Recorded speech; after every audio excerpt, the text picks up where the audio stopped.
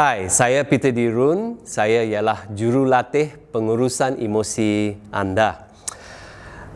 Soalan yang sering ditanya ialah, bagaimana boleh saya meraih keuntungan yang besar daripada emosi saya? Mengapa soalan ini ditanya? Soalan ini ditanya kerana dipercayai, dan saya yakin setiap emosi yang kita ada sebenarnya bertujuan untuk membantu kita berjaya. Setiap emosi boleh memberi keuntungan kalau kita pandai untuk mengaut keuntungan daripada emosi kita. Oleh itu, dalam video ini saya mau tunjukkan dengan ringkas apa yang perlu dibuat, apa yang perlu diketahui supaya kamu boleh mengaut keuntungan yang besar daripada setiap emosi yang kamu alami. 3 perkara yang mesti dapat dibuat. Sedar, akui, nyatakan. Saya ulang sekali lagi. Sedar, akui, dan nyatakan. Apa yang saya maksudkan? Okey, yang pertama sekali, kamu mesti boleh sedar apa yang sedang dialami. Ramai orang bila dia mengalami sesuatu emosi, dia tidak sedar emosi itu sedang dialami. Orang lain sedar. Orang lain akan berkata, kamu marahkah? Dan jawapannya, tidak, saya tidak marah. Padahal dia marah, tapi dia tak sedar dia sudah marah. Oleh itu, perkara pertama yang perlu dibuat ialah sedar emosi yang sedang dialami.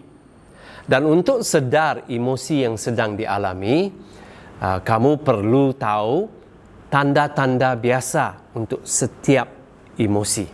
Bila sudah kenal pasti tanda-tanda ini, cepatlah untuk sedar apa yang sedang dirasa. Itu yang pertama.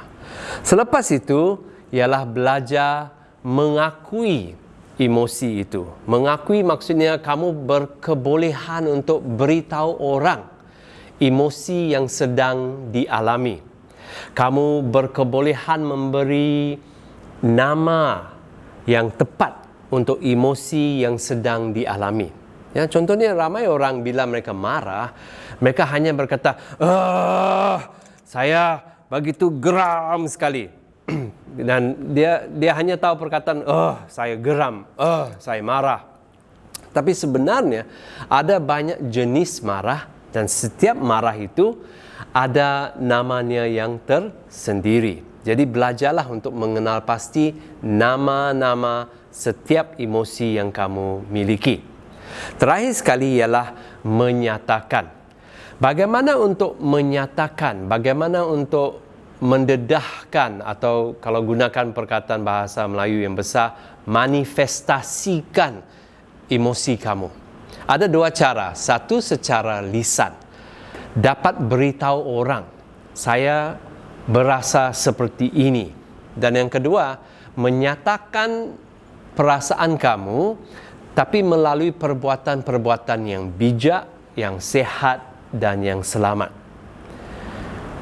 Jadi untuk menjawab soalan saya tadi, bagaimanakah boleh saya mengaut keuntungan yang besar daripada setiap emosi yang saya alami?